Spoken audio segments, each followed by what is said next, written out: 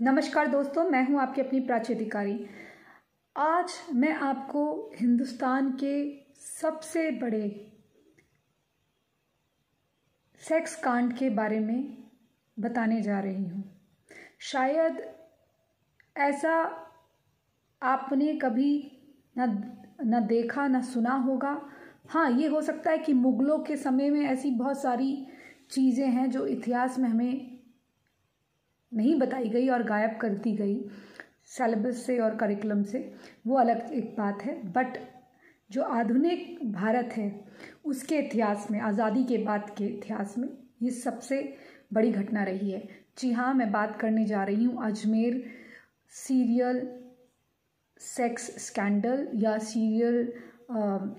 Ajmer sex scandal के बारे में, और जिसे अजमेर सीरियल रेप केस भी कहा जाता है, जिसमें ये कहा गया कि 150 से 200 लड़कियां थी ऑफिशियली, लेकिन कुछ रिटायर्ड जो ऑफिशियल्स थे उनसे जब पत्रकारों ने अपने स्तर पर कुछ नामी गिरामी खुफिया एजेंसीज के लोगों ने जब ऐसे वार्ता करी तो अनऑफिशियली उन्होंने कहा कि 1 साल से ये मामला चल रहा था, तो ना जाने कितना बड़ा आंकड़ा हो, क्योंकि रोज़ एक नई लड़की हुआ करती थी। तो ये क्या है मैं आपको बताने जा रही हूँ, दिल थाम के रखिएगा।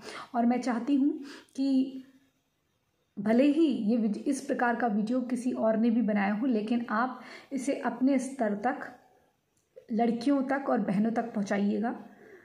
इसका कारण यह है कि कई लोगों ने इसे, बड़े बड़े चैनलों के जो लोग हैं उन्होंने जब इसे बताया तो उन्होंने इसको नॉन कॉम्युनल एंगल दिया। मैं इसे कॉम्युनल नहीं कह रही हूँ, लेकिन जहाँ पर एक तादाद में लड़कियाँ हिंदुओं की हो और करने वाले मुसलमान हो, तो वहाँ पर ये हो जाता है कि कॉम्युनल मत बनाइए। तो अब आप ये सुनिए, आपने मुहिद्दीन चिश्ती दरगाह का तो सुना ही होगा, जहाँ पर लोग हिंदू जो हैं अधिकतर अपना माथा फोड़ने जाते हैं। अजमेर शरीफ दरगाह है, उसी के ख़ानदान से जुड़े ये लोग हैं। उनके घर से इसका डायरेक्ट लेना देना है। अब वो कैसे मैं बताने जा रही हूँ। हुआ ये कि 90 का दशक था, 91 के आखिर में और 92 की शुरुआत में जो लोग थे उनके हाथों में कुछ फ़ोटो सर्कुलेट होने लगी। तो लोगों ने कहा कि ये क्या है, तो देखा गया कि वो नग्न तस्वीरें थी वहाँ पर सोफिया गर्ल्स स्कूल, जो गर्ल्स स्कूल भी था और कॉलेज भी था, उन बच्चियों की, उन लड़कियों की तस्वीरें लोगों के हाथों में वायरल होने लगी। कोई तस्वीरें ऐसी नहीं थी कि डिजिटल प्लेटफॉर्म और फ़ोन पे देख रहे हों। आपको पता होगा उस ज़माने में नेगेटिव चला करते थे, तो वो नेगेटिव्स फ़ोटो डेवलप हुआ करती थी और नेगेटिव जो थे उससे पिक्चर बना करती थी, मतलब फ़ोटो बना करती थी। तो जिन लोगों ने ये करा था उन लोगों के वो विश्वास पात्र थे, यानी कि जो फोटोग्राफर जहाँ पर वो डेवलप कराया करते थे, फ़ोटोज़ डेवलप कराने को दिया करते थे नेगेटिव वगैरह, तो वो लोग उनके विश्वास पात्र थे कि कैमरा देना है, फिर वो रील निकालनी है, ये करना है, वो करना है। तो वहाँ पर जो टेक्नीशियन होते हैं, डेवलपर होते हैं, उनमें से किसी एक के पास ये चला गया। फिर ऐसे करते करते ये लोगों के पास बिकने लगी, उन्होंने भी बेची। फिर बेचने के अलावा ये होने लगा कि वो लोग भी इसमें इन्वॉल्व होने लगे। बात है फिर एक नवज्योति नाम का अखबार था, उनको लगा कि प्रशासन कुछ करेगा, तो उन्होंने इसकी कंप्लेन प्रशासन तक करी। क्योंकि ये जो लड़कियां थी ये ऐसे ही घरों की नहीं थी, ये बड़े बड़े घरों की, परिवारों की लड़कियां थी। इनमें उस चिश्ती खानदान की लड़कियां भी पढ़ती थी। ये कहा जाता है कि उनके खानदान की भी लड़कियां पढ़ती थी, बहुत बड़े बड़े रसूखदार परिवारों की लड़कियां पढ़ती थी, क्योंकि सोफिया गर्ल्स कॉलेज और सोफिया गर्ल्स स्कूल में पढ़ाना कोई आम बात नहीं हुआ करती थी उस ज़माने में। तो अब जब ये इस प्रकार की फ़ोटो सर्कुलेट होने लगी, वहाँ पर चारों ओर हंगामा होने लगा, लोगों को पता चलने लगा, लोग दबी ज़बान में खुसफुसाहट से बातें करने लगे और इस प्रकार की जो बात है वो आग की तरह फैल गई। नवज्योति अखबार को जब यह खबर पता चली तो उन्हें लगा कि प्रशासन जो है इसका संज्ञान लेगा और जैसे प्रशासन की ओर से हमें इशारा मिलेगा हम भी इसे रिपोर्ट करेंगे। लेकिन जब उन्होंने इंतज़ार करा, उनका सब्र का बात टूटा, तो उन्होंने ये खबर ब्लर पिक्चर्स के साथ यानी कि ब्लर फोटोज़ के साथ हिम्मत दिखाते हुए कि जो होगा अंजाम देखा जाएगा, परंतु हम समाज में इस तरह के अनैतिक कार्य नहीं होने देंगे, कल को ये हमारी बच्चों के साथ भी हो सकता है। तो उन्होंने ये इस मामले को छाप दिया। तो जब ये मामला अखबार में छप गया तो प्रशासन की, उस समय की तत्कालीन कांग्रेस की सरकार की किरकिरी होने लगी और उनको प्रशासन को हरकत में आने के लिए कहना पड़ा, क्योंकि ये मामला जो था फारूक चिश्ती, जिसपे जो अभियुक्त बताए जा रहे थे, जो मेन इसके अभियुक्त बताए जा रहे थे, वो फारूक चिश्ती था, नफीस चिश्ती था, उसके बाद अनवर चिश्ती था। ये जो तीनों थे चिश्ती परिवार के थे और ये जो फारूक चिश्ती था ये यूथ कांग्रेस का अध्यक्ष हुआ करता, प्रेसिडेंट हुआ करता था। तो इन लोगों के पास बड़ा पैसा था। तो पुलिस ने क्योंकि रसूखदार परिवार था और कांग्रेस से जुड़ा हुआ था, तत्कालीन कांग्रेस की गवर्नमेंट थी, तो जब वो उस मामले में हाथ ना डालने के ये तर्क दिए जा रहे थे, क्योंकि अधिकतर अभियुक्त जो हैं, अधिकतर क्या सारे ही 99.9 अभियुक्त जो थे, यानी कि 100% के करीब, लेकिन इन्होंने ज़बरदस्ती और क्या करा इसमें खेल, ये भी मैं बताऊंगी, क्योंकि जिस तरह से स्टोरी बताई गई है, एक्चुअली मैंने इसका एनालिसिस करा तो ये स्टोरी उस तरह की मुझे लगी नहीं, तो मुझे लगा दोबारा बतानी चाहिए आप लोगों को। तो जब ये फ़ोटो सर्कुलेट होने लगी, नाम आने लगा फारूक चिश्ती का, और क्योंकि रसूखदार परिवार था, दरगाह से जुड़ा हुआ मामला था, तो पुलिस ने ये कुतर्क देना शुरू कर दिया कि भैया ऐसा है, हिंदू मुस्लिम दंगे हो जाएंगे अगर हमने मुंह खोला और एकदम से इस तरह से होगा, क्योंकि अधिकतर लड़कियां हिंदुओं की है। बीजेपी ने भी इस मुद्दे को उठाया, 3 दिन तक प्रदर्शन करा और फिर पुलिस को, प्रशासन को जब ये फ़ोटोज़ छप गई ब्लर के साथ, तो पुलिस कार्रवाई करने में जब कुतर्क उनके काम नहीं आए और जब जनता का दबाव और लोगों का दबाव और बाकी संस्थानों का दबाव बढ़ने लगा, तब जाके पुलिस हरकत में आई और लड़कियों की तलाश करने लगी। तो तकरीबन 150-200 लड़कियों का मामला था। अब मैं आपको सीधे सीधे बता रही हूँ कि जो 30 लड़कियाँ थी वो उन्होंने आने को, क्योंकि देखिए हुआ ये था कि फारूक चिश्ती ने एक लड़की को, सोफिया गर्ल्स कॉलेज की एक टीनेजर लड़की को अपने झांसे में ले लिया, प्यार मोहब्बत के वादे करे, उसके बाद वो किसी तरह से बहलाकर उसको अपने फार्म हाउस में ले गया, घुमाने के बहाने ले गया और वहाँ वो उसे फार्म हाउस में वो ले गया। वो विरोध करती रही, लेकिन उसने कहा नहीं, थोड़ी देर लगी कि हम बात करेंगे, आ जाएंगे। जैसे वो फार्म हाउस के अंदर पहुंची तो उसने उसका बलात्कार कर दिया, यानी कि दुष्कर्म उसके साथ कर दिया। अब जब दुष्कर्म कर दिया तो उसने ही दुष्कर्म नहीं करा, उसने नफीस से भी करवाया, अनवर से भी करवाया, और उसकी तब उस ज़माने में कुछ कैमरे चला करते थे, उन डिजिटल का तो दौर था नहीं, तो रील के कैमरे चला करते थे, उन कैमरों से उसकी फ़ोटो वगैरह खींच ली, हर अवस्था में फ़ोटो खींच ली। उन्होंने क्या बेवकूफ़ी करी जिससे वो पकड़े गए, वो भी मैं आपको बताऊंगी। केवल ये नहीं कि केवल लड़की की फ़ोटो खींची थी, तो उन्होंने उस पोजीशन में, उस संभोग की अवस्था में उन्होंने जब वो फ़ोटोज़ खींची, बलात्कार की अवस्था में जो फ़ोटो खींची, तो उसमें लड़की रोती बिलखती नज़र आ रही थी। तो उसके बाद उन्होंने लड़की को ये कहा कि देखो ऐसा है, तुम्हारा तो हमने कर दिया काम, अगर अब तुम इससे बचना चाहती हो तो तुम्हें लानी होगी अपनी अब कोई नई दोस्त, उसको तुम लाओगी तो तुम्हारे ये फ़ोटो नेगेटिव तुम्हें वापस मिल जाएंगे, इसे नष्ट कर दिया जाएगा या तुम्हें वापस कर दिए जाएंगे, तुम आज़ाद हो जाओगी। और जब तक ऐसा नहीं होता, जब हम बुलाएं तुम्हें आना होगा। अब क्या था, उस लड़की को आना, जब तक वो नई लड़की नहीं लाएगी तब तक वो वहाँ पर, जब वो बुलाएंगे आना पड़ेगा। और वो अपना ही नहीं, उसके साथ ये सब करते थे। सुनने में आता है कि वहाँ के जितने टॉप ऑफिशियल्स थे, नेता थे, मंत्री थे उस समय के, यानी कि आप जान रहे होंगे कांग्रेस, सीधे सीधे आरोप है कांग्रेस, तो वो सब लोग इन्वॉल्व थे। पूरी जो सिस्टम था वो उन बच्चियों के साथ, मतलब सोचिए कुछ तो उनके दोस्तों की बेटियां भी होंगी अगर आप सोचा जाए, क्योंकि वहाँ कोई छोटे मोटे परिवार की लड़कियां नहीं पढ़ती थी, और इनके भी सुना है कि इनके जान पहचान के लोगों की भी लड़कियां पढ़ती थी। सोचिए ये ऐसे लोग, ये तब भी ऐसे ही थे और आज भी ऐसे ही हैं। और इसमें और क्या मज़े की बातें हैं, इसमें और क्या हुआ है आश्चर्य जो आपको करेगा, वो भी मैं बताने वाली हूँ। तो ये सुनने में आया कि क्योंकि जो रिटायर्ड ऑफिशियल्स हैं वो कहते हैं कि सारे लोग, जब शिनाख्त होने लगी, जब इसके बारे में केस पे स्टडी होने लगा, तो पता चला कि ये जब फोटोग्राफर के वहाँ से डेवलपर के थ्रू लीक हुई, उन टेक्नीशियन के थ्रू लीक हुई, तो वहाँ का जो लड़कियाँ थी उनके सुसाइड से ये हुआ कि वहाँ लड़कियों ने वहाँ सुसाइड करना, 6 लड़कियों ने अलग अलग टाइम पे अलग अलग जगह पे सुसाइड कर लिया उसी कॉलेज की। तो एकदम से ये मामला तूल पकड़ने लगा। तभी नवज्योति ने फैसला करा कि इससे ज़्यादा अनहोनी ना हो जाए और कहीं हमारे परिवार तक चपेट ना आए, इसलिए वो खोला। लेकिन उसमें आश्चर्य की कुछ बातें ऐसी निकल के आई कि ना केवल कांग्रेस के यूथ ब्रिगेड का प्रेसिडेंट बल्कि अजमेर यूथ ब्रिगेड का प्रेसिडेंट, बल्कि उसके परिवार के 3 लोग जो हैं वो मुख्य आरोपी हैं, और बाकी ये अपने साथ साथ वहाँ के टॉप ऑफिशियल्स को और बाकी लोगों को भी जिनसे इसके काम पड़ते थे उसमें उनको इन्वॉल्व कर लेता था। फार्म हाउस में बुला के खुश करने का काम करता था, लड़कियां सप्लाई करके, और लड़कियों को कुछ नहीं, धमकी के अलावा कुछ नहीं मिलता था। तो जब ये फोटोज़ बाहर आई तो ये हुआ कि छुटमुटिया पत्रकार जो थे उस समय वो भी इन लड़कियों से सेक्स की डिमांड करने लगे कि भाई तुम हमारे साथ सो, तुम तो इसके साथ सोती हो। एक मेंटालिटी ये थी कि जब ये उसके साथ सो सकती है तो हमारे साथ भी सो सकती है। जो सताई हुई लड़कियां हैं, जो कश्मकश में है कि जिंदगी आगे जीनी है या नहीं, क्योंकि उस समय की लड़कियों के लिए ये बहुत बड़ी बात थी।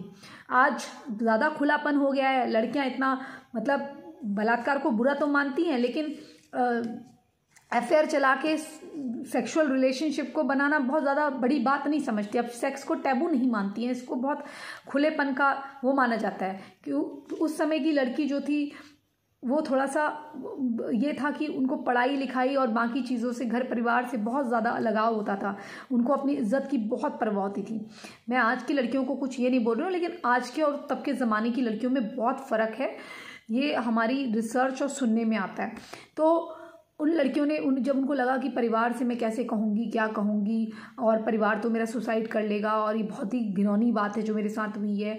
हालांकि इसमें उनकी कोई गलती नहीं थी, लेकिन ये उनके साथ अनहोनी हो गई थी। अब जिसके साथ ऐसे ही अन्याय हो गया हो, कुदरत का, किसी आदमी ने उनको इतना बड़ा धोखा दे दिया हो, और उस समय के लिए इतनी बड़ी बात, जब मोबाइल फ़ोन नहीं है, इस तरह से नग्न फ़ोटो खींचना और बलात्कार करना और हर एक के साथ सुलाना। अब ये हो गया कि ऐरा गहरा जो भी था वो उनसे सेक्स की डिमांड करता था। जो टेक्नीशियन थे वो फ़ोटो लेके घूमते थे, वो सेक्स की डिमांड करते थे। ये भी सुनने में आया कि फारूक का जो कुक था पुरुषोत्तम, वो भी, उसका ड्राइवर भी, ये सब सेक्स की डिमांड करते थे उन लड़कियों से। इन्होंने उनके साथ करा भी। और जो रोड में चलते हुए जो छोटे मोटे दुकानदार, पत्रकार जितने थे, वो सब डिमांड कर ले रहे। तो उनको जब एक तो ऑलरेडी एक गैंग है जिसने उनका, एक इन्फ्लुएंशियल गैंग है, प्रभावशाली गैंग है, जिसका रुतबा है, पैसा है, जो उनको मरवा भी सकता है, उनकी बदनामी करा सकता है, जिनसे जीना हराम कर रखा है, जो नोच नोच के उनको खा रहा है। एक तो वो उनकी ज़िंदगी में वैसी अजाब बना हुआ है, ठीक है, उस ज़िंदगी नर्क कर रखी है लड़कियों की। उसके बाद उन लड़कियों को जीते जी कम मरना हो रहा था कि ये जो लोग थे ये भी उनके पीछे पड़ गए। तो एक चौतरफा जब दबाव बनने लगा उन पे, तो उन्होंने कहा भैया ऐसा है, रोज़ रोज़ घुट के ये रोज़ रोज़ मरने से अच्छा है, अपनी इज्जत का सौदेबाजी करने से अच्छा है मैं मर ही जाती हूँ। तो लड़कियों ने सुसाइड कर लिया। तब ये मामला, प्रेशर पड़ा, नवज्योति ने अंजाम क्या होगा बिना ये सोचे ये खबर छापी कि भाई समाज की भलाई के लिए हमें कूदना ही पड़ेगा। मैं नवज्योति अखबार अगर अभी भी है तो मैं बहुत बहुत धन्यवाद देती हूँ आपको कि आपने मानवता की एक मिसाल कायम करी, क्योंकि असली हकदार आप लोग हैं। हालांकि न्याय तो अभी पूरा नहीं हुआ है। उसके बाद ये हुआ दोस्तों कि प्रशासन तब हरकत में आया और फारूक चिश्ती वगैरह की, इन सब की जो है फारूक चिश्ती, नफीस और अनवर की, और 18 जो आरोपी थे उनकी किस प्रकार से शिनाख्त हुई या किस प्रकार से गिरफ्तार हुए, उसके पीछे कहानी है कि 30 लड़कियों को आइडेंटिफाई करा गया। वो अखबार के ऑफिस से वो फ़ोटोज़ निकाल के उन युवतियों को उनकी पहचान करी गई। लेकिन उतनी 150-200 जो युवतियाँ थीं, मतलब उससे ज़्यादा थी, ऑफिशियल आंकड़े तो खैर कम हैं, जैसे 5 लाख लोग मरते हैं तो 5000 बना दिए जाते हैं, वैसे ही। तो उन युवतियों में से केवल 30 युवतियाँ जिन्होंने ये स्वीकारा कि उनके साथ ये हुआ है। उसके बाद वो जब 30 युवतियाँ सामने आई, वो कंप्लेन लिखाने से पहले ही, मुकदमा फाइल होने से पहले ही, आप यकीन नहीं मानेंगे, उसमें से 18 जो हैं वो पीछे हट जाती हैं। 18 पीछे हट जाती हैं तो बचती हैं तकरीबन 12।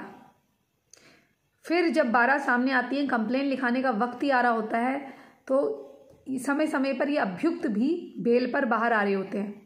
तो जैसे जैसे बेल पर आ रहे होते हैं, तो जैसे जैसे युवतियाँ आती हैं सामने, तो उनको धमकियाँ मिलती हैं कि तुम्हारे ख़ानदान को ख़त्म कर दिया जाएगा, तुम्हें ख़त्म कर दिया जाएगा, ये सब होगा। तो उसमें से फिर जो है 10 लड़कियाँ फिर से पीछे हो जाती हैं। क्योंकि अगर आप सामने आए हो तो इसका मतलब आपके साथ बलात्कार हुआ है, आपकी नग्न तस्वीरें खींची गई हैं और आप एक से ज़्यादा पुरुषों के साथ सोई हैं। अपनी मर्जी से वो नहीं सोई हैं, लेकिन इस तरह की बात करी जाएगी उनके बारे में। तो परिवार की बदनामी, कितनों के तो परिवार ने उनको पीछे कर दिया कि मत बताओ, और कितने परिवार जो थे वो बिल्कुल बिखर गए थे क्योंकि ये सब बात जानकर।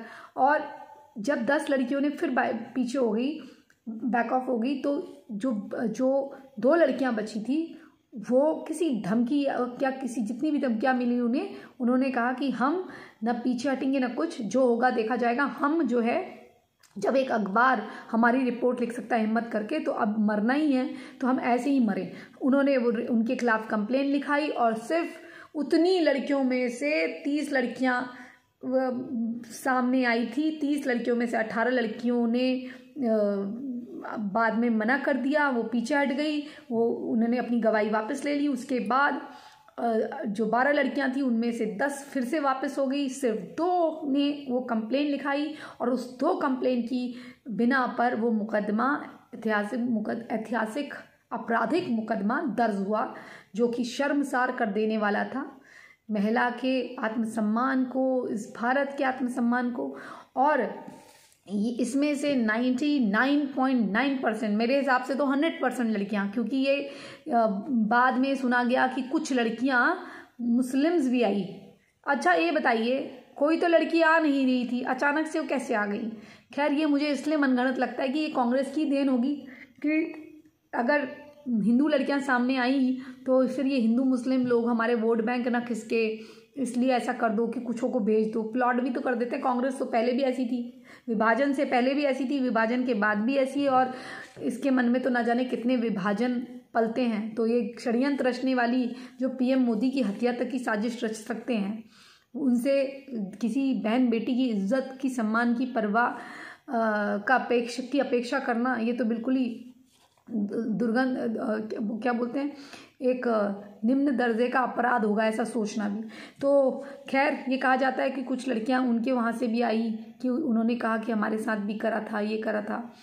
खैर उसके बाद 18 लोगों की जो है गिरफ्तारी हो जाती है, जिसमें से सेशन कोर्ट जो है, पहले इनको उम्र कैद की सज़ा होती है, लेकिन बाद में राजस्थान का जो कोर्ट है वो कोर्ट उन सज़ा को, उम्र कैद की सज़ा को 10-10 साल की सज़ा कर देता है। 4 लोगों की 10, फिर 4 लोगों की 10 साल की सज़ा होती है, और 4 लोगों की उम्र कैद की, और कुछ लोगों को जो है रिहाई मिल जाती है, और कुछ लोग बेल पे बाहर होते हैं। और कहा जाता है जो लोग बेल पे बाहर गए उनमें से 2 लोगों ने सुसाइड करा, जैसे जो क्योंकि उनकी बहुत बदनामी हो रही थी तो उन्होंने सुसाइड कर लिया, या वो बाहर भाग गए, इसका पता नहीं। अब कहा जाता है सुसाइड कर लिया है। अब कांग्रेस तो क्या क्या करवा सकती है तो आपको पता ही है। और कहते हैं कि कुछ लोग कहते हैं कि पुरुषोत्तम भी बाहर आया। अब देखिए, पुरुषोत्तम का एंगल देना भी तो ज़रूरी था, मतलब पुरुषोत्तम का एंगल इन्होंने देना ज़रूरी था ना, क्योंकि आपने हैदराबाद का भी सुना होगा, जब प्रियंका रेड्डी कांड हुआ था, उसमें जो ट्रक ड्राइवर था केवल उसने वो काम करा था। बाकी लोगों को, जो छोटे छोटे लड़के थे शराबी खराबी, उनको शराब पिला के अपने साथ बोरा उठाने को कहा था, और वो शराब के इतने नशे में धुत थे कि उनको शराब के लालच में इतने धुत थे कि उनको पता ही नहीं चल रहा था वो किसको पकड़ के लेके जा रहे हैं उसके साथ। और बाद में जब गोली पड़ी तो होम मिनिस्टर ने कहा था कि गोली पड़ेगी तो सबको पड़े, अकेले उसको ही नहीं पड़ेगी। तो एक अगर मुस्लिम गिरफ्तार होता है तो उसके साथ जो 6 हैं बाकी का भी उनका वो मिलेगा, उनको मरना पड़ेगा, क्योंकि इक्वल नहीं होता ना। जहाँ कांग्रेस की रिलेटेड गवर्नमेंट होती है वहाँ पर अगर एक मुसलमान पकड़ा गया तो 6 हिंदू को ज़बरदस्ती पकड़ो ताकि मैनेज हो जाए। तो एनीवेज कुतर्क दिए गए थे कि अधिकतर मुस्लिम हैं और ये लड़कियां जो हैं हिंदू हैं तो हिंदू मुस्लिम होगा। हालांकि इसमें जो कई अभियुक्त जो हैं जितने जितने बेल पे बाहर आए, ये कहा जाता है अधिकतर यूएस भागे। पुरुषोत्तम के लिए कहा जाता है उसने सुसाइड कर लिया, कई लोग कहते हैं वो बांग्लादेश चला गया। तो आपको ये जान के हैरानी होगी, जिस फारूक चिश्ती, नफीस, अनवर का इसमें डायरेक्ट इन्वॉल्वमेंट था, वो उस फारूक ने अपने आप को, जो कि मास्टरमाइंड था इस चीज़ का, जो 1 साल तक उन लड़कियों को इस्तेमाल करते रहा, उसने अपने आप को पागल घोषित कर दिया। मतलब उसने उसको पागल करार करवा दिया उसके एडवोकेट्स ने। मतलब देखिए, जब ये वुल्फ अटैक करते हैं जर्मनी, ऑस्ट्रेलिया वगैरह, जब ये कार लेकर या ट्रक लेकर किसी के ऊपर चढ़ा देते हैं क्रिसमस वगैरह में, तो कह देते हैं पागल था। गे क्लब में 140 एक आदमी, जो कि ये अन्य एग्जाम्पल भी दे रही हूँ, ये मॉडल्स ऑफ ऑपरेंडी देखिए आप, इनकी मॉडल्स ऑफ ऑपरेंडी क्या रहती है। अगर किसी ने ऐसा काम कर दिया और सामने से नजर आ गया ये मुस्लिम है, तो ये कैसे बचते हैं? पहले तो कहेंगे ये मुसलमान है ही नहीं, आईसिस वाला मुसलमान है ही नहीं, ये होता ही नहीं, आतंकवादी मुसलमान होते ही नहीं। फिर दूसरा कहते हैं, अगर जो वुल्फ अटैकर होता है, जो छुरा, वुल्फ अटैकर बोलते हैं जो अकेले हमला करने आ जाता है ऊपर वाले के नाम पर 72 हूरों के पास जाने के लिए, तो उसको कहते हैं वुल्फ अटैकर। तो जैसे कोई आदमी आ गया या तो कार लेकर सबके ऊपर चढ़ा दे, वो एक वुल्फ अटैकर होता है। और जो छुरी लेकर अकेले घुस जाता है मारने के लिए, जैसे आपने अब जर्मनी और ऑस्ट्रेलिया वगैरह में ऐसी खबरें सुनी होंगी, तो उसे वुल्फ अटैकर बोलते हैं। तो या फिर आपने सुना होगा कि एक आदमी था जो पाकिस्तान ओरिजिन का था, लेकिन वो अफ़गानिस्तान के पासपोर्ट पर यूएस में सेटल हुआ, और यूएस में सेटल होने के बाद उसने शादी करी, लव मैरिज, उसके 3 या 6 बच्चे हुए, और उसके बाद उसने नौकरी करी। एक दिन वो गे क्लब में जाता है अपनी पत्नी के साथ, बाहर खड़ा होता है गे क्लब के, तो वो देखता है, वो पूछता है ये क्या है, वो लोग कहते हैं गे क्लब है। तो वो देखता है, उसको पसंद नहीं आता, वो कहता है तो हराम हो गया, तो वहाँ गोली मार देता है, 140 लोगों को मार देता है। बाद में कहा जाता, दलील ये दी जाती है ये तो पागल है। तो ये एक मॉडल्स ऑफ ऑपरेंडी है। तो इतने दुख की बात है कि फारूक को पागल करार दिया जाता है, और वो पागल करार दे देते हैं उसको, दिमाग से अनफिट, और वो वहाँ न जाके उसके लिए हॉस्पिटल चला जाता है, फिर वहाँ से वो छूट जाता है, ये कहा जाता है। बाद में उसके ऊपर फिर से जो सुप्रीम कोर्ट है वो कहती है कि नहीं ये गलत हुआ है, ऐसा नहीं है, ऐसा नहीं होना चाहिए, तो उसके ऊपर फिर से मुकदमा चला के उसको फिर से उम्र कैद देती है।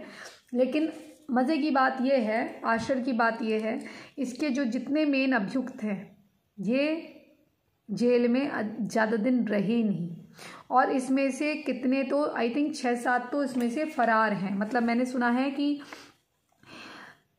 इसमें से 6 भगोड़े घोषित कर दिए थे, 8 को पकड़ा गया था, 12 का तत्काल अरेस्ट हुआ था, और 3 ने सुसाइड कर लिया था। इसमें से पुरुषोत्तम, जिसमें पुरुषोत्तम भी था, हिंदू एंगल जिसको दिया गया था, बांग्लादेश या कहीं वो भाग गया बोला जाता है, कोई कहता है सुसाइड कर लिया, और 2 और थे जिन्होंने सुसाइड करा क्योंकि परिवार ने कहा तुमने नाक कटा दी और तुमने इस प्रकार का कि मोहल्लों वाले ने जीना दूभर करा हुआ था। और कई इसमें से जो और भी अभियुक्त हैं या जो ऑफिशियल्स हैं और इनके ख़ानदान के पूरे जो लोग हैं, उनमें से अधिकतर जो हैं वो यूएस में सेटल हो गए।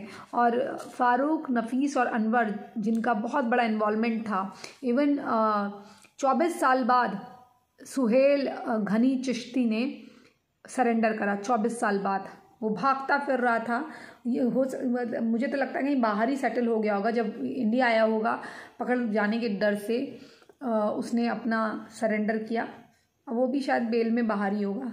तो ये थी कहानी। आप ये सोचिए, अगर किसी लड़की के साथ ऐसा दुष्कर्म या बलात्कार हो जाता है और इतनी छोटी सी उम्र में, स्कूल के टाइम पे, और इस तरह से उसका उपयोग करा गया हो, आप ये सोचिए कि उसकी क्या मनोदशा रहती होगी, और वो इस प्रकार के मकाम में आ गई हो कि अब उस मुकाम में आ गई हो कि अब मुझे जी के कुछ वो नहीं है, फ़ायदा नहीं है, मेरा मरना ही अच्छा है। तो और चौतरफा उसको एक तरफ बदनामी का डर, कभी कोई उससे डिमांड कर रहा है, जो मिलता है उससे इसी तरह से डिमांड कर रहा है, क्योंकि उतना एक्सपोजर नहीं था लोगों का वीडियोज़ और उससे, तो उनको लगता था कि भाई एक लड़की अगर इस प्रकार से हो गया तो उसकी मर्ज़ी से हुआ होगा, तो जब ये सबके उसके साथ कर सकती, मेरे साथ क्यों नहीं कर सकती? ये उनकी थिंकिंग से उस लड़की के साथ कितना बुरा हुआ, आप ये सोचिए। और क्या आपको लगता है ये न्याय पूरा हुआ है? अगर किसी लड़की के साथ दुष्कर्म या बलात्कार हो जाता है तो रोज़ ही उसके लिए उसकी पूरी ज़िंदगी उम्र कैद बन जाती है। तो क्या इन लोगों को 10 साल की सज़ा, उम्र कैद की सज़ा ये काफ़ी थी? ये आई थिंक अपने आप में rarest of the rarest crime था जो आधुनिक भारत के इतिहास में हुआ था 90 के दशक में। तो मुझे लगता है इसमें फांसी से कम सज़ा नहीं होनी चाहिए थी और इनकी संपत्ति कुर्क होनी चाहिए थी, ताकि रसूखदार पैसों वालों को पता चलना चाहिए था जिस दरगाह पे जा जाके वो खोपड़ा फोड़ते हैं उनके खानदान के लोग आखिर करते क्या हैं। तो ये कोई ईगो वाली बात नहीं है। अगर आप वाकई में सोचते हैं कि किसी लड़की के साथ ये सब करना, किसी नहीं, जो ऑफ द कैमरा लोगों की बात हुई, क्योंकि उस समय इतना मीडिया एक्टिव नहीं था, ऑफ द कैमरा बात हुई तो रिटायर्ड ऑफिशियल्स ने बताया, जिनके दोस्त वगैरह इन्वॉल्व होंगे इन चीज़ों में, उन्होंने बताया कि ये 1 साल तक चला था पूरा मामला। हर रोज़ एक आध नई लड़की हुआ करती थी, तो 365 दिन में 365 से ऊपर लड़कियां गई होंगी। मतलब ये कहा जाता है कि इनकी, क्योंकि सोफिया में बहुत लड़कियां पढ़ती थी और बहुतों की ब्लैकमेलिंग हुई, उन्होंने कहा 1000 से ऊपर आंकड़ा होगा इसका। अब आप सोचिए, आपको ये घटना जान के तो शौक लगा ही होगा। और लोग, ये उन्हीं को पता होता है जिनके घरों में बीतती है। उन लड़कियों को कैसा महसूस हुआ होगा ये ज़रा सोचिए। और आज भी जिनकी शादियां हो गई हों या जिनके साथ कभी ऐसा हुआ, वो अपने बच्चों के लिए कितना डरते होंगे और क्या वो किसी व्यक्ति पर इस तरह से भरोसा कर सकते होंगे?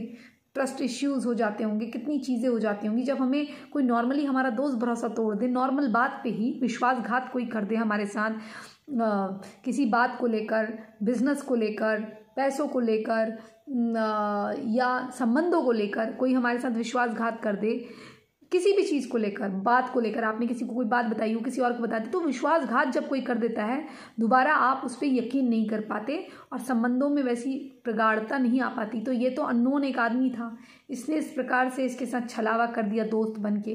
तो आप बताइए, क्या आपको ये लगता है न्याय पूरा हुआ है? मुझे लगता है कि भाजपा की गवर्नमेंट अगर राजस्थान में कभी आती है तो उनको ये मामला उठाना चाहिए और ये मामला उठा के इस पे जांच करनी चाहिए और उन लड़कियों को न्याय ज़रूर दिलाना चाहिए।